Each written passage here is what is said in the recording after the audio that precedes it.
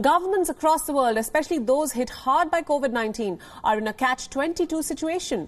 It is a question being asked across the world. How long should a country remain in lockdown? If the lockdown is lifted before the curve is flattened, there is a risk of a huge surge of COVID-19 cases. And if the lockdowns are not lifted soon enough and substantial policy interventions are not made, then economies would suffer some irreversible damage. India too is facing a similar dilemma.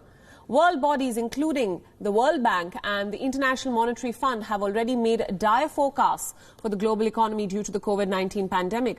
The world is headed for a recession far worse than the 2008-2009 one. The ILO, in its latest study, has described the COVID-19 crisis as the worst global crisis since the Second World War. 25% of the global workforce is staring at unemployment sooner rather than later. Close to 2 billion people across the world who work in informal sectors will be jobless soon, and India is going to be among the worst hit when it comes to unemployment.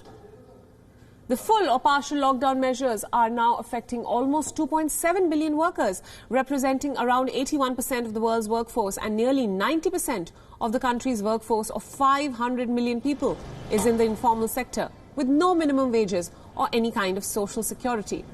The International Labour Organization, or the ILO, estimates that the number of jobs at risk due to the current nationwide lockdown is currently standing at a staggering 400 million.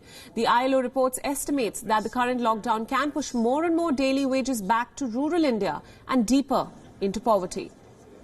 This report suggests a multi-pronged approach to combat the situation. Governments must support enterprises, especially the small and medium-scale sector, provide easier and cheaper credit along with tax deferral to these enterprises. The government must speed up its own spending to stimulate the economy and absorb some of the job losses from private and informal sectors. Thirdly, the government must protect workers in the workplace through timely policy interventions. Lastly, and most importantly, it must use social dialogue as a tool to find solutions for employers and workers alike. The ILO Director General Guy Ryder has said that the time for the governments to act is now, and they must act fast. The right urgent measures could make the difference between survival and collapse. The choices we make today will directly affect the way this crisis unfolds, and so the lives of billions of people. The Indian government is not unaware of the gravity of the situation. Even during pre-COVID-19 slowdown, India's growth rate fall to its lowest in 6 years. Now, the Indian economy is set to face an even bigger slowdown in the post-COVID-19 scenario. Realizing the importance of the agriculture sector in combating this dire employment situation, the union government has put farmers, farm workers, procurement agencies and packaging units of fertilizers, pesticides and seeds under the exempt category during the nationwide lockdown. Agriculture employs close to 50% of India's total workforce and contributes more than 15% to the gross domestic product.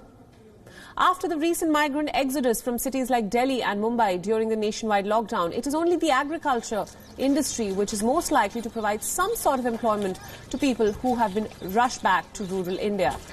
Even as the nationwide lockdown is set to end in a few days' time, more and more states are suggesting that the government should extend the lockdown to control the rising number of COVID-19 cases. The union government is faced with a very tough choice, but it must evaluate the economic fallout of extending the stringent lockdown. Saving lives from COVID-19 is most important, but saving lives from being lost to the economic crisis is also important.